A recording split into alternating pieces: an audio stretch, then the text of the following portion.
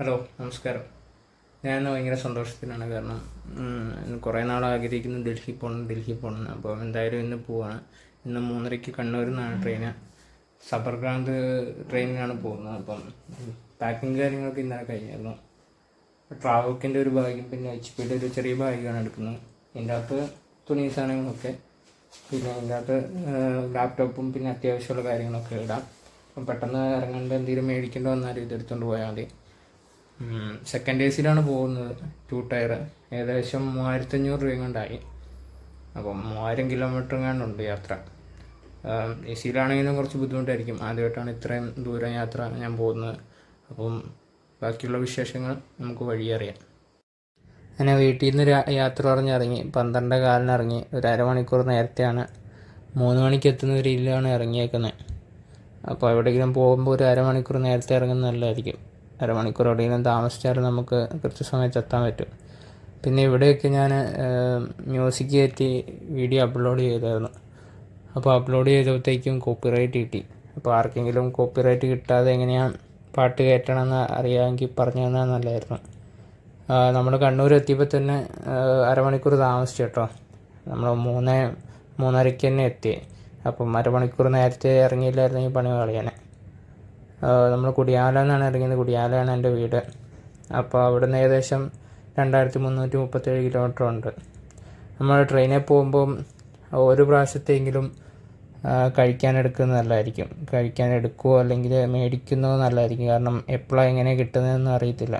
പിന്നെ 2 ദിവസത്തേക്ക് യാത്രയാണെങ്കിൽ ഒരു കപ്പും കൈ കരുതുന്നത് നല്ലതാണ്. നമ്മൾ ഇറങ്ങിയപ്പോൾ തന്നെ മഴ തുടങ്ങി. അതുമാത്രമല്ല ബസ്സും താമസിച്ചു. അങ്ങനെ ഒരു അരമണിക്കൂർ താമസിച്ചു. കണ്ണൂർ എത്തിയപ്പോൾ തന്നെ അവിടുന്ന് ഓട്ടോ വിളിച്ച് പെട്ടെന്ന് പോകേണ്ടി വന്നു.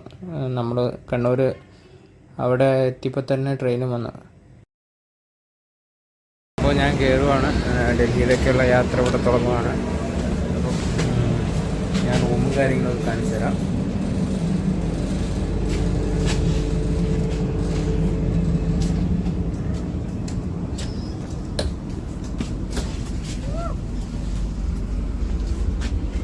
ഇവിടെയാണ് കിടക്കേണ്ടത്. ഇവിടെ അപ്പറും ലോവറും ഉണ്ട്. അപ്പം ഈ സീറ്റ് അഡ്ജസ്റ്റ് ചെയ്യാം. ഈ സീറ്റ് താഴേക്കിട്ട് കിടക്കാം. അപ്പം നമുക്ക് പുതയ്ക്കാൻ വേണ്ടി ബെഡ്ഷീറ്റും കിടക്കാൻ തലവണ്ണയൊക്കെ അവർ തരുന്നുണ്ട്. നല്ല നല്ല സൗകര്യമുണ്ട്. കുഴപ്പമില്ല. 2 ദിവസം എങ്ങനെയെങ്കിലും നിൽക്കാൻ പറ്റും. AC കൂടെ ഉള്ളതുകൊണ്ട് നല്ല സുഖമായിരിക്കും, പ്രതീക്ഷിക്കാം. പിന്നെ നല്ല പ്രൈവസി ഉണ്ട് ഇവിടെ. ഈ കർട്ടൺ ഉണ്ട്. കർട്ടൻ മൂടിക്കഴിഞ്ഞാൽ നല്ല കുഴപ്പമില്ലാത്ത രീതിയിൽ കിടക്കാം. ഹലോ, അപ്പം ട്രെയിൻ കയറി. 3:15 ട്രെയിൻ കയറി. ഇനിയിപ്പം 2 ദിവസം ഇതിൻ്റെ അകത്തായിരിക്കും. നാളത്തെ കഴിഞ്ഞ് രാവിലെ അവിടെ എത്തുള്ളൂ. 3 മണിയുടെ ട്രെയിന് 3:15 വന്നേ. 1/4 മണിക്കൂർ താമസമായിരുന്നു.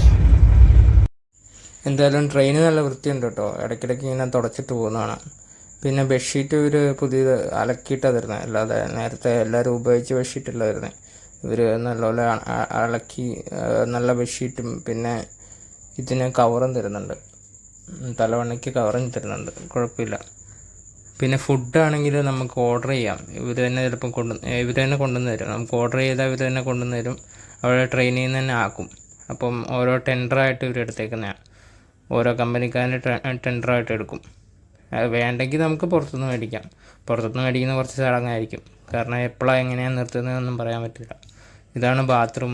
ഇപ്പം സാധാരണ ബാത്റൂമിനേക്കാളും കുറച്ചും കൂടെ ക്ലീൻ ഉണ്ടെന്ന് ഒപ്പിക്കാൻ 2 ദിവസം എങ്ങനെയെങ്കിലും കഴിച്ചു കൂട്ടണ്ടേ. അപ്പം വലിയ സീനില്ലാത്ത ബാത്റൂമാണ്. കുറച്ച് വൃത്തിയുണ്ട്. അപ്പം അവിടെ ഒരു മിറർ വരുന്നുണ്ട്. അത്യാവശ്യം ഒപ്പിക്കാം. പിന്നെ പുറത്തൊരു മിറർ വരുന്നുണ്ട്. എല്ലാ ട്രെയിനും ഉണ്ടോ എന്ന് ഞാൻ ശ്രദ്ധിക്കുന്നില്ല. ട്രെയിൻ അത്യാവശ്യം ഫാസ്റ്റിലാണ് പോകുന്നത്. ഇപ്പം മംഗലാപുരം എത്തി.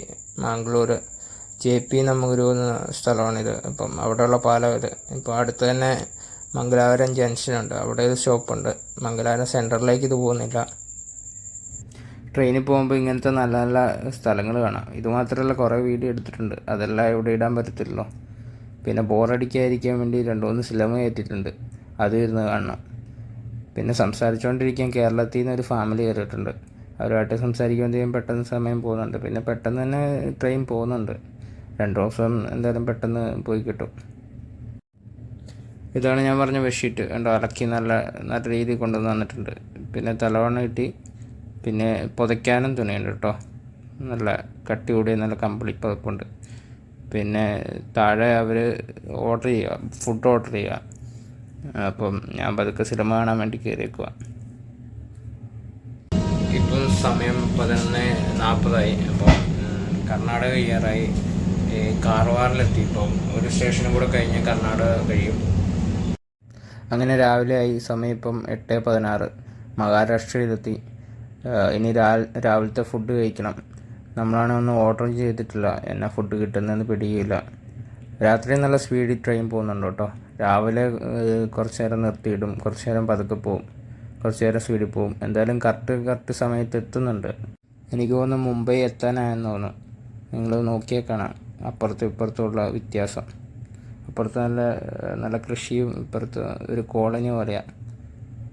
നമ്മൾ കൊങ്കൺ തുരങ്കത്തിലൂടെ പോകുന്നത്. അപ്പം അതിലെ ചെറിയ തുരങ്ക 1 മണിക്കൂറോളം നീളുന്ന തുരങ്കമുണ്ട്. അത് ഞാൻ വീഡിയോ എടുത്തിട്ടില്ല.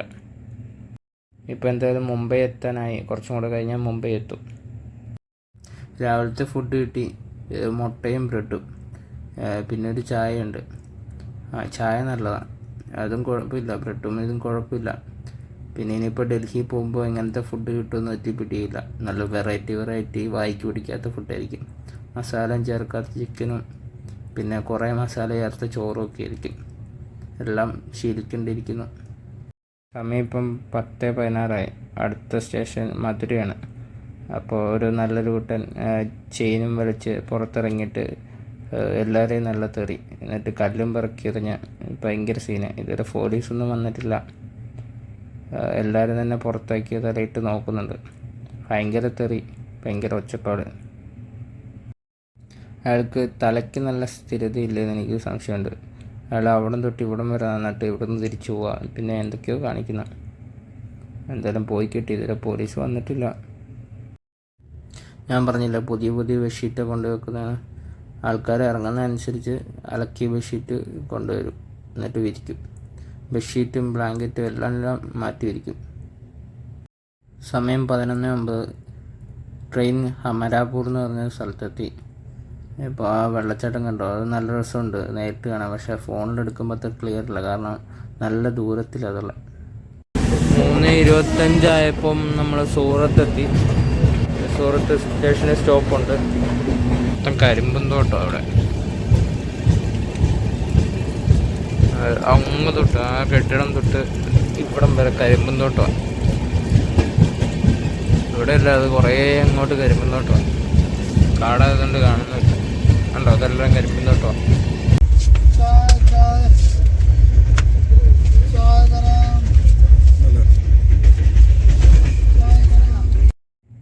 ഇതേതാ സ്ഥലം നിങ്ങൾക്ക് പറഞ്ഞു തരണ്ട എന്ന് തോന്നുന്നു.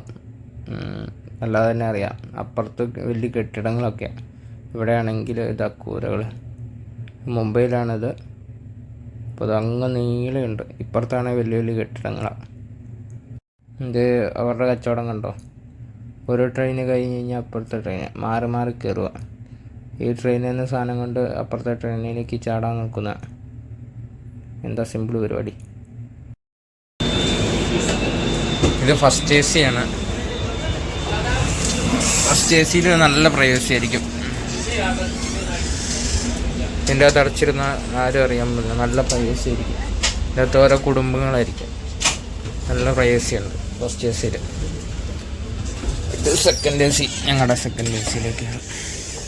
സമയം ഇപ്പം 7 മണി കഴിഞ്ഞു. അപ്പുറത്ത് ഇതൊരു ചരക്ക് ട്രെയിൻ പോകുന്നു. ഇതിൻ്റെ സ്ഥലത്തിൻ്റെ പേര് വരുന്നത് ഹിരാപ്പൂർ.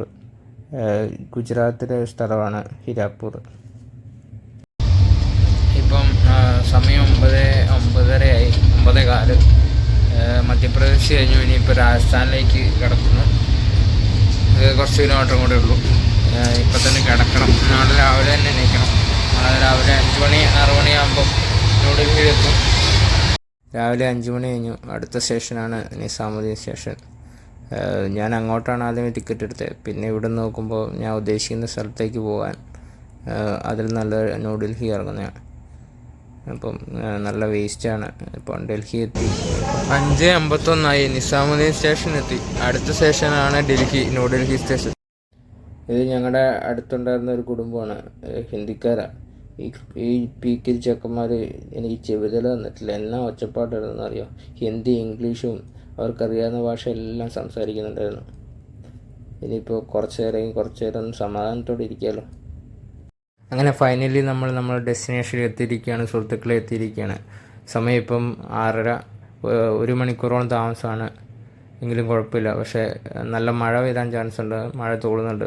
എനിക്ക് തോന്നുന്നു ഞാൻ ഡൽഹി കാല് കുത്തുമ്പോൾ തന്നെ മഴ ആരംഭിക്കുമെന്ന്. അപ്പോൾ എന്തായാലും നല്ല രസമുണ്ട് റെയിൽവേ സ്റ്റേഷൻ കാണാൻ. നല്ല ചെടിയും മരങ്ങളും അതുപോലെ പെയിൻറ്റിങ്സും എല്ലാം ചെയ്തിട്ടുണ്ട്. എനിക്ക് തോന്നുന്നത് ഇന്ത്യയിലെ റെയിൽവേ സ്റ്റേഷനിൽ ഏറ്റവും വലിയ 2ാമത്തെ സ്റ്റേഷൻ ഇതാണ്. 1ാമത്തെ എനിക്കറിയത്തില്ല, അന്ന് ജസ്റ്റ് ഗൂഗിളിൽ നോക്കിയാൽ മതി. അപ്പം ഇവിടെ എന്തായാലും എത്തി. ഇനിയിപ്പം അടുത്ത പരിപാടി, ഇവിടുത്തെ റൂമും കാര്യങ്ങളും എല്ലാം അടുത്ത വീഡിയോയിൽ കാണിക്കുന്നതാണ്. അപ്പം ബൈ. ന്യൂഡൽഹിയിൽ എത്തിയിരിക്കുകയാണ്. നല്ല തിരക്കുണ്ട്. ഈ ഫോണൊക്കെ ഇങ്ങനെ പിടിക്കുന്നത് സേഫ് ഒന്നല്ല, എപ്പം വേണേൽ അടിക്കാം. എടുത്തോണ്ട്